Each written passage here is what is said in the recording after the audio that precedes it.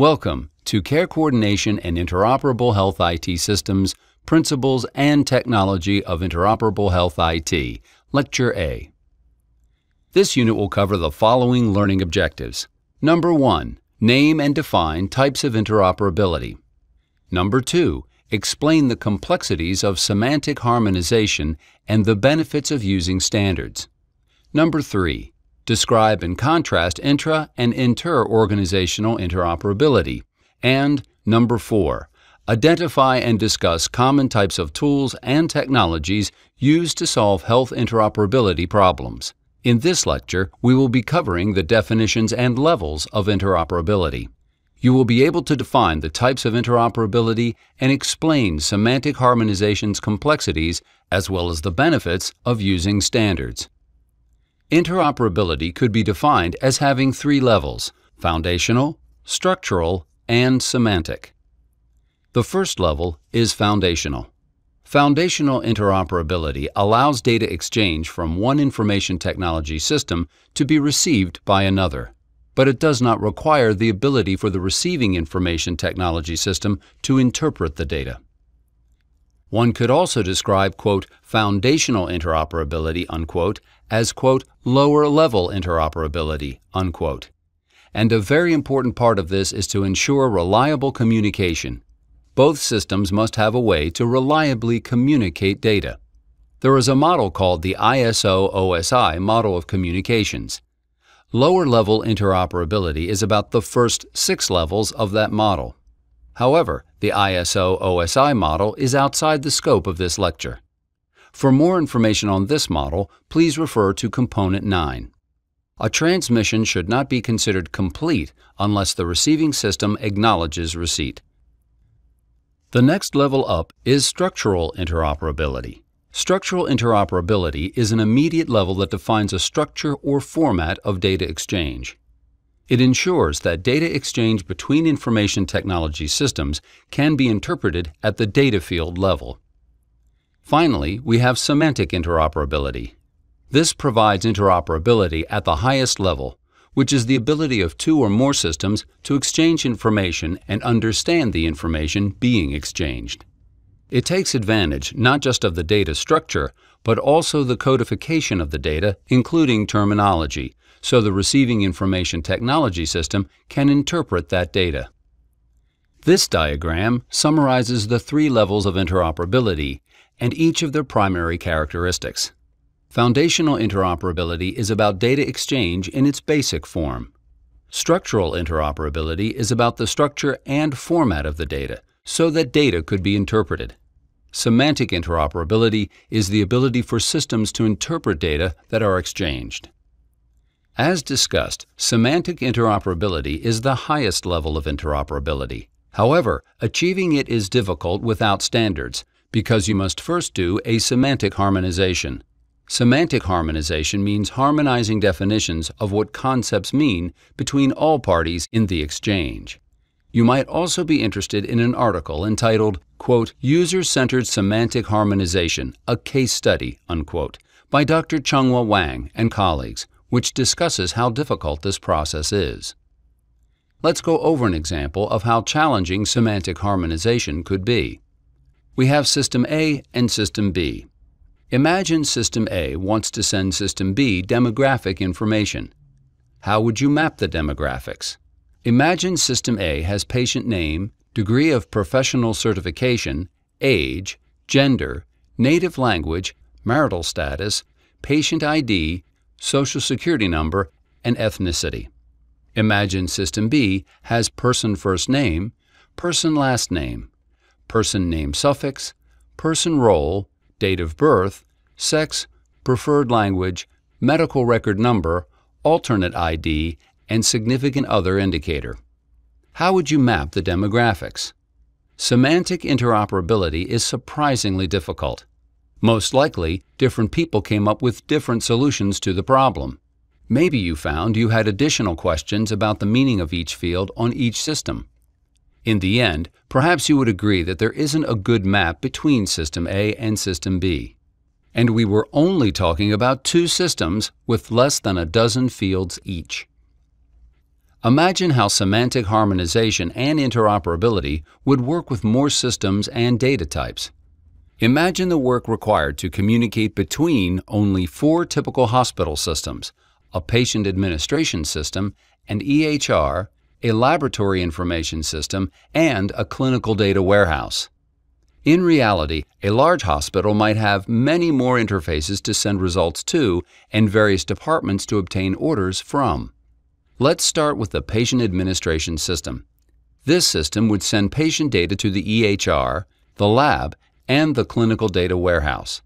Then you would want to send the laboratory orders from the EHR to both the clinical data warehouse and the laboratory system. The laboratory system would send its results to the clinical data warehouse as well as the EHR. The patient administration system would receive charges from the laboratory information system. It also may receive charges from the EHR. The events that might happen are registration of a patient order of a laboratory test, generation of its lab test result, and generation of a charge for the lab test. Look at how many arrows end up on the picture. And this is just 4 systems. You see, the more interfaces and the more data fields exchanged, the harder the problem gets. And it gets really hard, really fast. Here is a quote that relates to interoperability in general, and not just between healthcare systems. Quote, "If there is one interface between every system in an application portfolio, and n is the number of applications in the portfolio, then there will be approximately n-1 squared over 2 interface connections," unquote. So what we've got here is an exponential problem.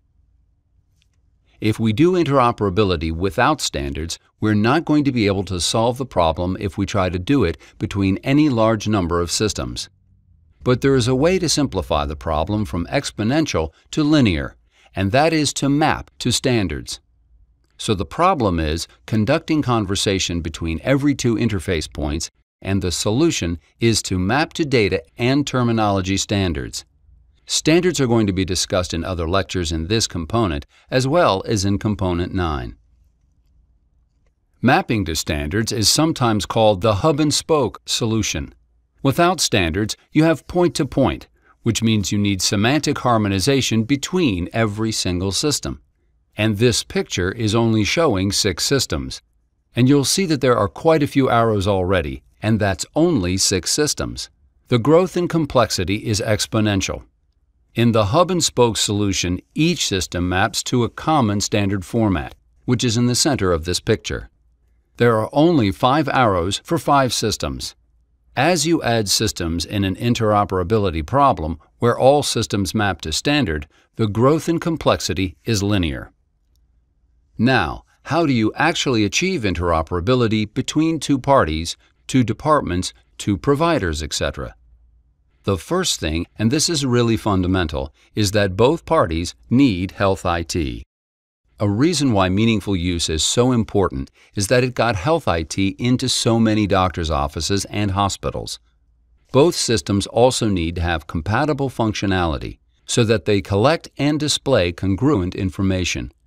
This is the reason for certified terminology, to ensure that workflow and data collected in systems can align. Now, you need to actually be able to get the information into the systems and out of the systems. They both need to have interface capabilities.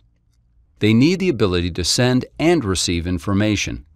At the basic level, you need to communicate the information as free-form information, unstructured text, human-readable text, as long as it is something that you can get out of the system. The next level is to communicate in a machine-processable manner, which is structured and discrete. And then finally, you want to be at a level where you really have semantic interoperability, where the meaning of the information exchanged is understood. An alternate solution for interoperability would be to share the same system. Then you would not have to connect systems at all. But you might find that the same interoperability problems could exist because 2 different parts of a system might have different functionality and might not interoperate as well as you would expect. In the ideal case, the information is structured and coded in every system using the same standard format and meaning. then you would not need to even map to a standard. For example, imagine communicating lab results in a Health Information Exchange, or HIE. In the worst case, every hospital sends the HIE its local codes, and the HIE must harmonize all the local lab codes. In the median case, each system maps local codes to LOINC and sends LOINC codes. But in the best case, each system uses LOINC codes directly as an identifier for their lab tests. The best case is not always possible, since it needs to be implemented when systems are first designed. Also, sometimes there is a good reason to have local non-standard structure or coding. For example, LOINC does not provide a unique code that describes a kind of result that is done using a specific piece of equipment, but labs need to be able to know this difference. Clearly, there is a case for standards. The benefit of using standards is significant. Standard organizations are the ones that do the hard work of semantic harmonization. Don't underestimate that work, because otherwise we cannot do this at scale. And then also remember that many standards are not plug and play. This means that standards often allow for variances in implementations, such as providing fields that are optional or rules with flexibility that must be agreed to at implementation time. Therefore, an amount of harmonization is still required at each implementation.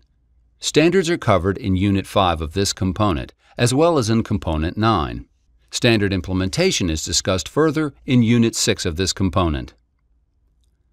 This concludes Lecture A of Principles and Technology of Interoperable Health IT. In this lecture, we defined the levels of interoperability, explored the complexity of semantic harmonization, and explained the need for standards. To summarize, there are 3 levels of interoperability: foundational, structural, and semantic. To achieve semantic interoperability, the highest level of interoperability, you need semantic harmonization, which is harmonizing definitions of what concepts mean between all parties in the exchange. As the number of connected systems increase, the amount of semantic harmonization grows exponentially. Standards reduce the harmonization required, thus making large-scale interoperability feasible.